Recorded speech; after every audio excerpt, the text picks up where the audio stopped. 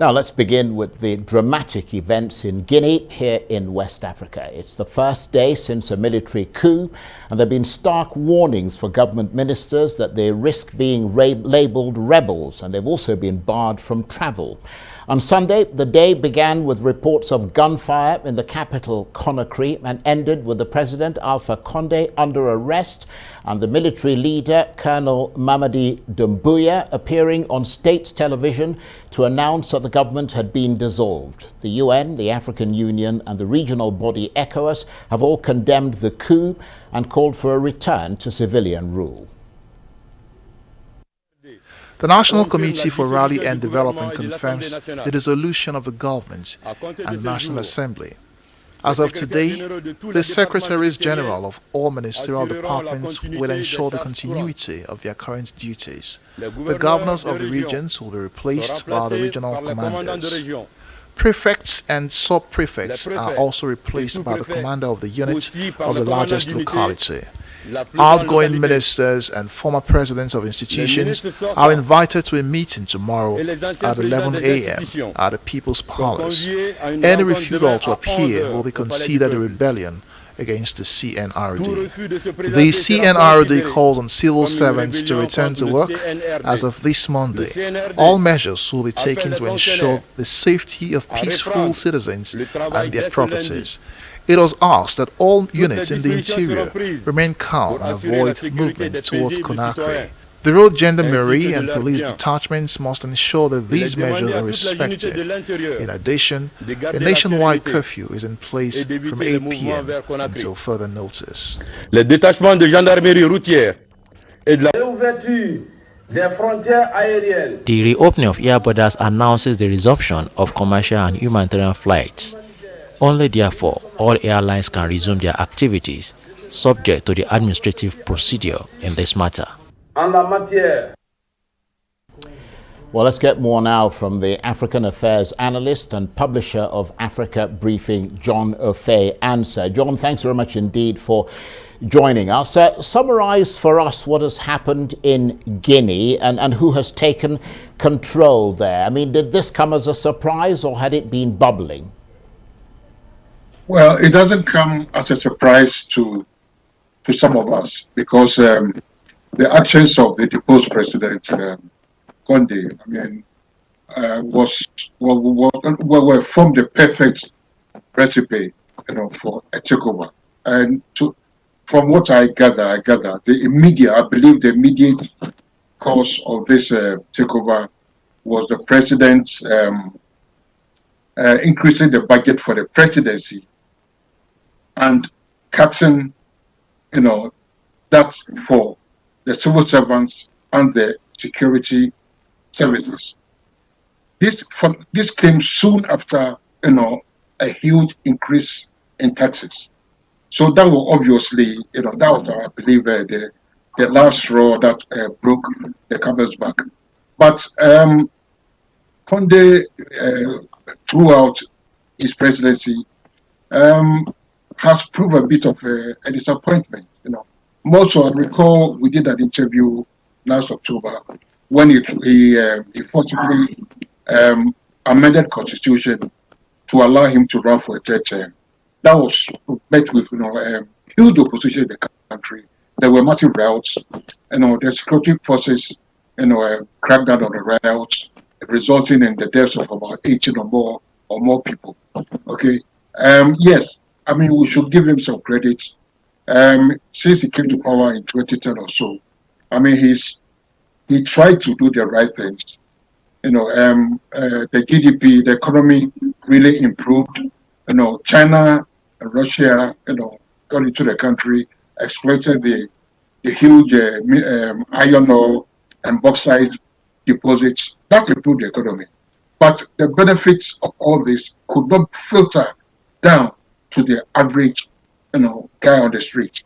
And I'll always say that a hungry man is always an angry man. So he came, to 2010 full of promise. He that actually is, was a human rights professor, right? He made all the right measures, but then, long into his reign, his administration, he changed and started clamping down on the opposition, jailing people and all that. So, I mean, his actions over the past few years, I mean, formed the perfect recipe for a coup d'etat. Though I do not condone coup d'etats, but I believe, the people, the soldiers didn't have any choice but to take over.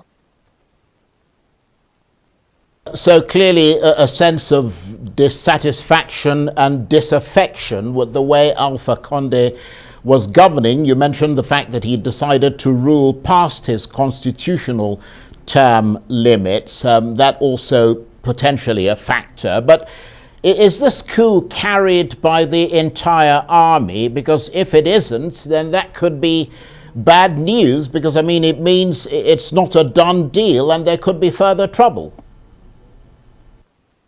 So far, I mean, it was, I mean, that Cadel, Dambuya, actually is a engineer, used to be an engineer in the French Foreign Legion, and he was invited down by Alpha Conde to head the special forces. He staged this coup, and the special forces are the elite, group within the army. But so far, they haven't met any resistance from the regular army.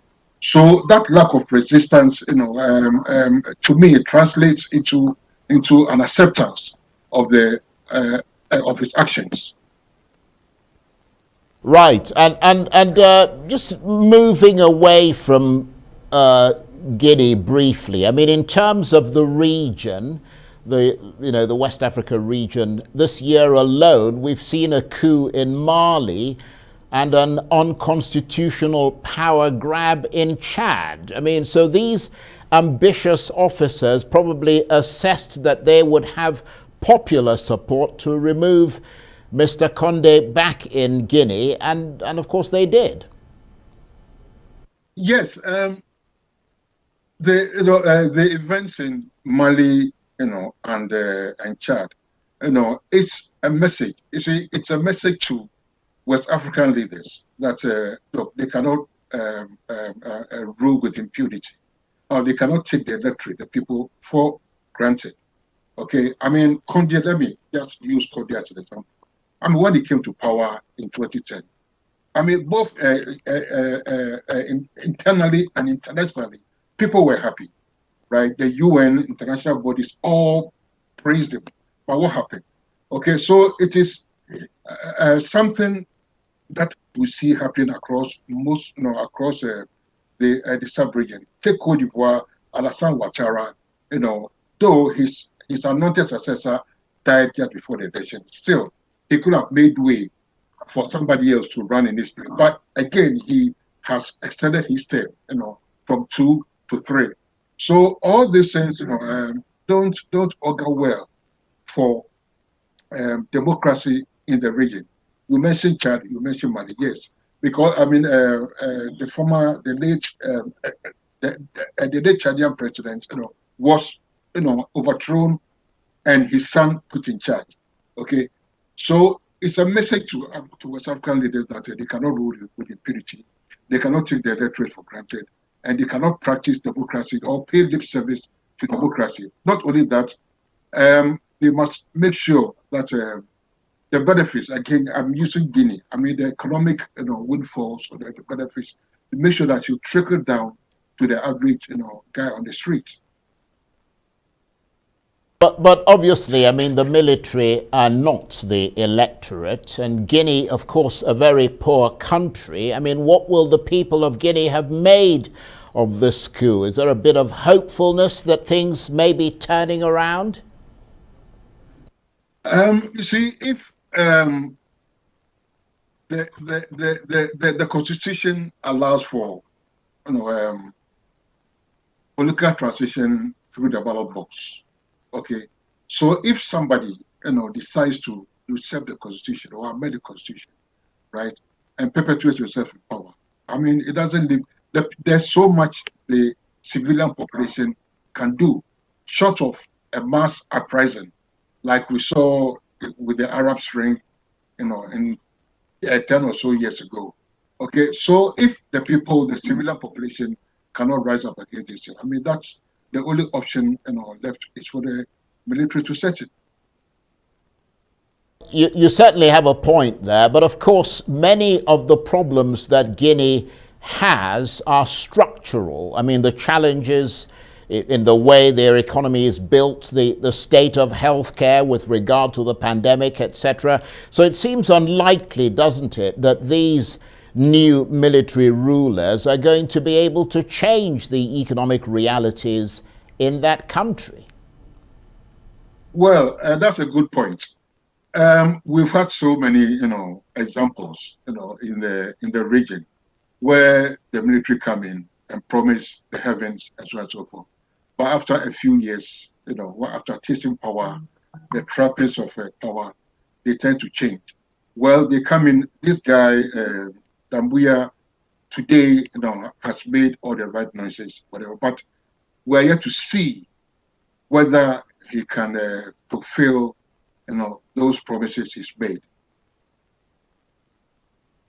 We've got a minute or so left. Of course, the international community, there's been condemnation from the UN, the AU, the ECOWAS group. The international community appears to have been very weak in holding these military leaders to account. So, I mean, if they have ambition, they could be around for a while, couldn't they?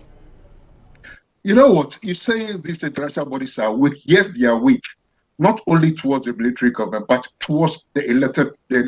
Where were they? Where were they when Alpha Conde amended the constitution in order to run for a third term? Did they prevent him from doing that? Did they talk to him not to do that? I mean, you cannot just come into power and after enjoying the crimes of power.